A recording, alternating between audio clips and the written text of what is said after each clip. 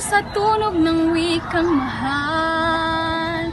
Kunemang tunog na may kahulugan. Ang bawat isa may silbi sa isipan. May segmental at suprasegmental. Tunog ng salita'y naging malinaw. Patinig-katinig na unawaan. Sa pagbigkas, ito'y kailangan. Diptongo, cluster, pares, minimal.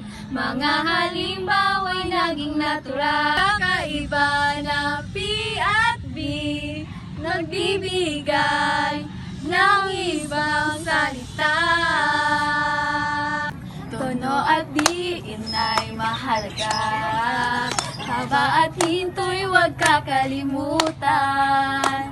Monolohiya'y puso ng wika. Salamat sa aral, ito'y mahalaga.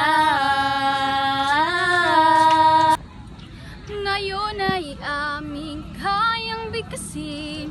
Wika'y malinaw, wastong gamitin.